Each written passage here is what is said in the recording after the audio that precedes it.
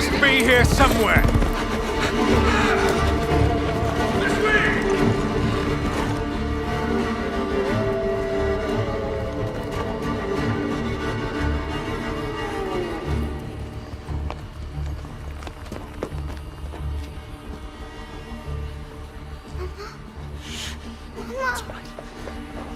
It's all right.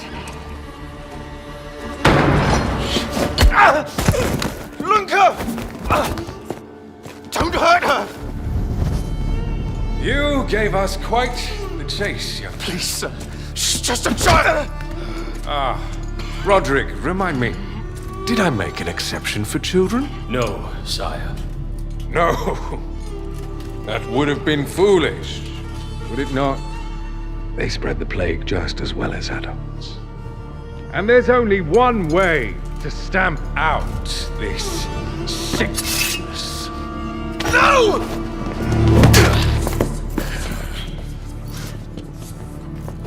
Not just a runner, but a fighter, too. Had we met under a different moon, things might have ended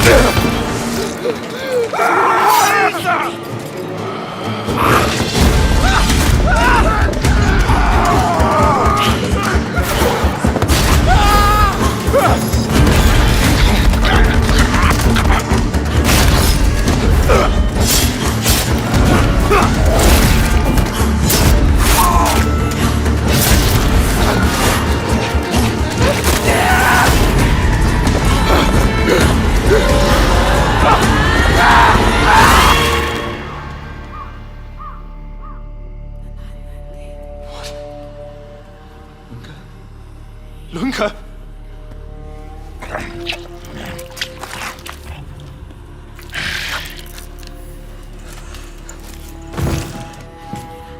My sister. She needs help. Fast. Please, let us pass through. I beg of you. Please. Please.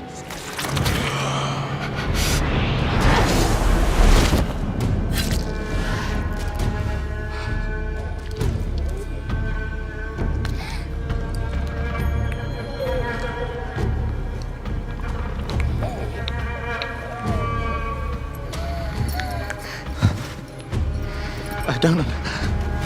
How? I am life. I am death. I am everything in between. I have been watching your little valley. Pestilence, famine, killing. Blood spilt carelessly, like water. Things will be different now.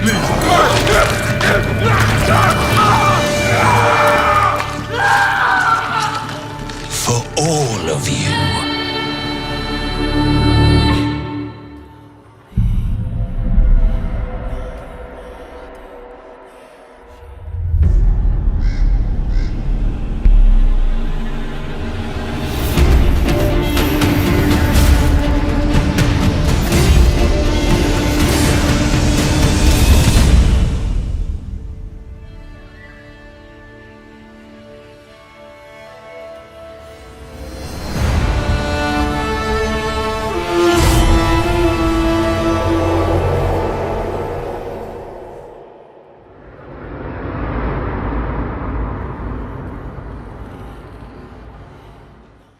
So the game takes place 2 years after the events shown in the intro, and this is just the beginning of a greater saga we were planning.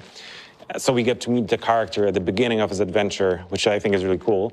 And Coen in general is so much fun to write and flesh out because he's not your typical game protagonist. He's not a grizzled veteran who's seen it all, who is cynical about the world, who comments the world with like one-liners. He's a young guy who, at heart, is emotional, he can get vulnerable, he's honest about how he feels. What I love in Coen is that he'll be never a superhero. He'll be never overpowered. At the day, as a human, he can fight with a sword, he can use and discover dark magic, but he can be killed by anyone. At the night, he encounters a lot more difficult enemies. He can use some vampiric abilities. not only in combat, but also he can use it to explore the world and to see the world in a totally different way. Yeah, and he'll need all these cool superpowers because he's facing formidable enemies. This clique of vampires who decided to take over the world, turn it upside down, and set the rules. And they are led by this super old and immensely powerful vampire called Brensis. Our game is set in 14th century Europe, and it's a world in deep crisis. First, the continent has been ravaged by the plague, then wars, and now famine. And all the while, vampires have been watching from the shadows, waiting for the perfect moment to strike. And finally, when humanity is at its lowest, they come out of the shadows, they overthrow the feudal lords, and they move into their castles.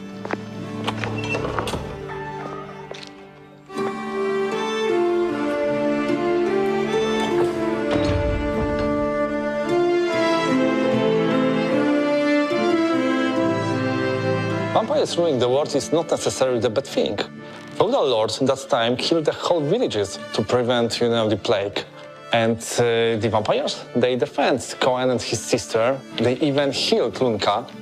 And, I know that people need to pay taxes in blood, but it's not a huge cost of safe and good life. Well, to that I'd say that vampires' favors are uncertain. And sure, they protect the people of the valley where the game takes place, but they see them as cattle, so they protect them to then lead them and ultimately kill them. And the blood tax you mentioned, it's taken from everyone, the frail, the weak, the old. Each week they have to convene at the church for a blood mass. So for some people, that's deeply traumatizing or might even end up in them dying. So in the end, I'd say the balance is more or less equal. And that's something that I actually really like about our setting, this world, that nothing is simple. Nothing is just black or just white. And you have to decide for yourself, like, what do I think is the right choice? What is the path I want to take? And what is the path I want to avoid? And ultimately, Coen's family ends up in the dungeons of the Vampire Lord. And even as Coen is trying to free them, he will meet people who still support the regime. It's even more challenging for players because Coen has only 30 days and 30 nights to save his family. In most games, sandbox means gameplay freedom. In our, it means narrative freedom. We don't think about the quest like the main quest or the side quest. We just have quests. Players will craft their experience through the game by themselves, and nobody will have the same.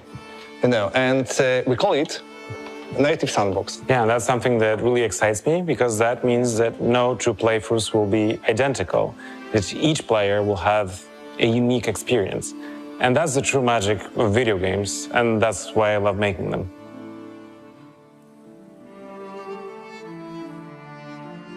Man, look at this place. That would be perfect for the writing team. Not just for them. I love storytelling myself. Since I can remember, telling stories through images is what I love to do. Yeah. So when I received the first script for the Dawnwalker, I fell in love with it right away. I think for me, what got me was the concept art when I first saw those Carpathian villages hugging the mountain slopes, the valleys, forests, and then also the muddy streets of Svartrau and the long shadow of the cathedral. It all felt very authentic, muddy, and also very familiar, homely, and, well, Eastern European. Not just Eastern Europe. No, yeah. It's a mix of predominantly Romanian motifs with broader influences of Balkan cultures. Mm-hmm. It gave us a freedom of creation. It's a vast range of inspiration from Polish log houses to Ukrainian or Balkan clothing to Romanian defensive churches. That variety and that broad spectrum was also interesting to get because I never thought as an environment artist I would have to learn in Romanian how to Google specific museums just to get the references. On the other hand, we also set a boundary for ourselves, and that boundary is a time period of inspiration ranging from the 13th to 15th century. Mm-hmm. And this is meant to ensure the visual consistency of the world. Yeah, and that is also quite a challenge to make sure that what you create is authentic, grounded, and has a real sense of place, but at the same time isn't just a picture and invites exploration and promotes that gameplay. I wanted to see how far we could push realism so that players truly feel part of the narrative. But this is not a simulation of medieval life. Not at all. Realism can be boring, and we wanted to create something exciting. And that's where the magic comes in. Yes, the magic. Our magic isn't filled with fireballs or flashy lights. Yeah, it's It's probably even more interesting to get right than the realism part of it, because when a quest brief comes through and the magic is manifest by, I don't know, birds flying in the sky in a strange formation or the northern lights not being in the north, it really makes you rethink the whole location and how it should come together to marry those two aspects. Our magic is also serious and it's closer to paranormal phenomena than to traditional spellcasting. It's like the X-Files set in the Middle Ages, all deeply rooted in the history of the Dawnwalker world. Yeah, and I think it's the weather and the lighting system that do majority of the heavy lifting to take a location and really push it one notch above realism to give it a slightly off feeling. I think my favorite location for that is the cathedral. During the daytime, it's that monument to Gothic architecture with people bustling around. And then as soon as the sun starts setting in and the streets clear, the fog starts setting in, and it becomes a completely transformed, different area, very spooky, almost liminal, cemetery-like space. And that was also a very early and conscious choice on our part. We wanted the world to be a different place after the sun sets.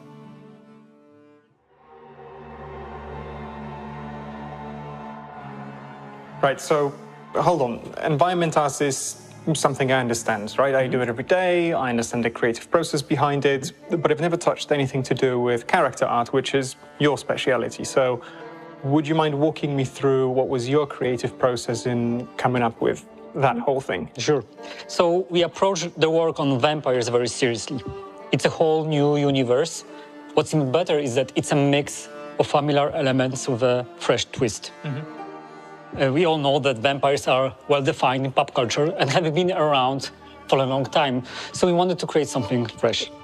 So what primarily sets them apart is their teeth. Our vampire teeth keep growing throughout their lives. The older the vampire, the more teeth they have. So instead of two sharp teeth, they have a series of needle-like fangs, densely growing from their jaws, often emerging from different parts of their skull as they age. The teeth keep growing because the vampire can use them to create another vampire. And the mechanism is very simple. The vampire pulls out his fang and drives it into the heart of its victim. Lovely. So what's interesting is that our vampire's teeth aren't visible at first. They can extend as the mouth opens, and it looks really creepy. Yeah, I still remember the first time that the animations came through from the character art team, showing the mouth opening and the teeth growing, and it was absolutely disgusting. I loved every bit of it.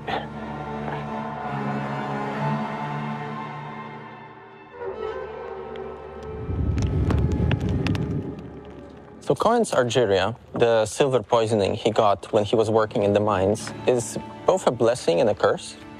Because on one hand, it weakens him. On the other hand, it protects him from becoming a vampire fully. So, you know, he gets to traverse both worlds, both the world of humanity and the world of the creatures of the night. Yeah, well, he was kind of used to dealing with the vampires since it's been like a couple years since Francis took over. Now he has to find a way to deal with things like undead lurking in ancient tombs that should have remained closed. Kobolds that used to only prey on miners going way too deep into the mines, or even Uriashes, who used to live high up in the mountains, secluded, and now they are in Francis's troops. Yeah, and they are vastly different. Oh yeah, they all have their own separate cultures, and well, if you want to deal with them, I would kinda like to you should get to know them a bit, or else you might get tricked, because they all have their own goals, aspirations now that they came out of the shadows in Francis's wake. It's a source of a lot of tension, right? Yeah, there's a lot of tension. Some of them can cooperate with humans, but mostly it's just new issues, new problems nobody had to deal with before. But I think this is great because all of that tension, all of these problems are great storytelling material for us, for building all of that content.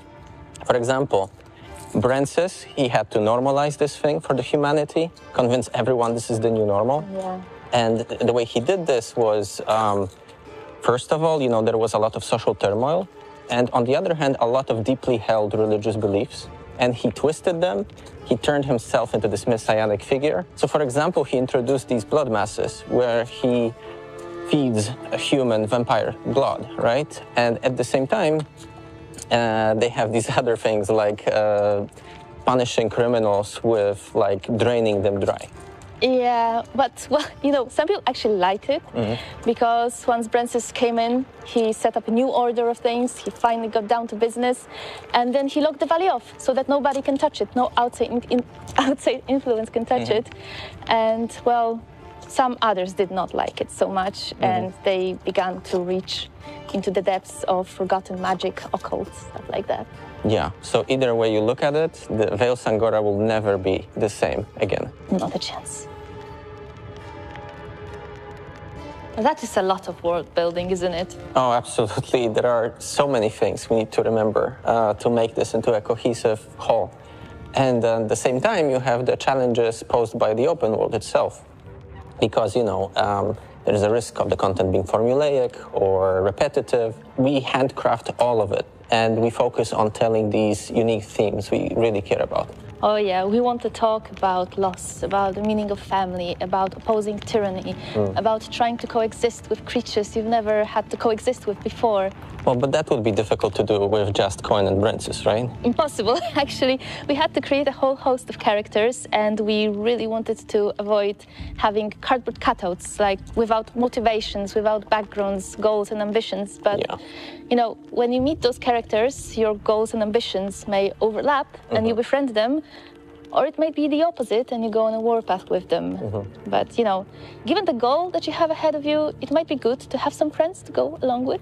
Well, but you could go on your own, right? If you wanted. Well, yeah, you could just grab a sword and go storm the castle. Yeah. But, it might be wise to, for instance, find the rebel cell and try to dismantle Francis's rule with them.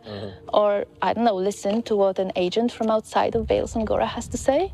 Which is exactly why I love how we structured the game, because we offer a lot of choice in which characters do you want to interact with, which you might want to skip altogether. And also on top of that, you have this layer of non-linearities where you can decide their fates, but also the fate of Coen and his family. Yeah, and I really like that because it gives us so much replayability. You can always choose a different path. There's something else waiting there for you. Yeah, exactly. And also, on top of that, you get to find all these secrets of Veil Sangora and fill all the blanks and, explore the world.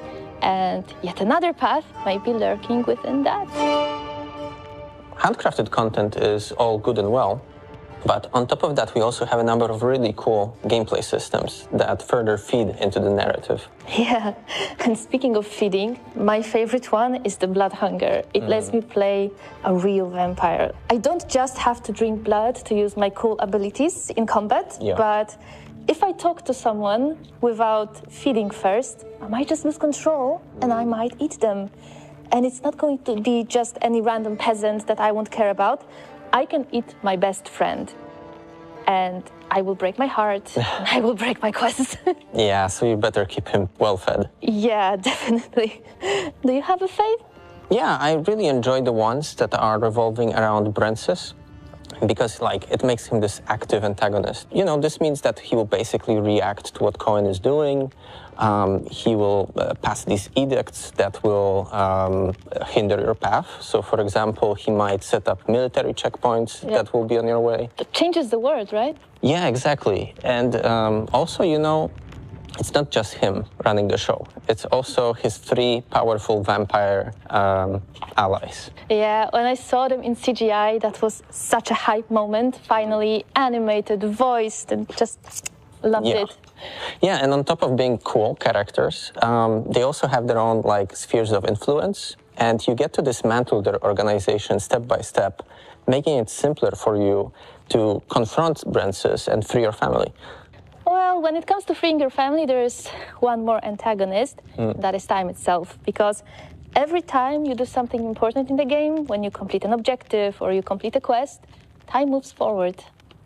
Yeah, but what I really like about this also is it's not like real time. You actually get to control how much of this resource you want to spend, right?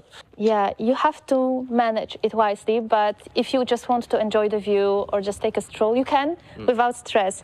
But once you get down to business, you have to do it smart. Yeah, so I think all of these things combined, handmade quests and the gameplay systems, create for this really fun, unique experience. Yeah, and you know what? I cannot wait to see what shenanigans players will get up to playing with those systems. I will be there watching it. Same.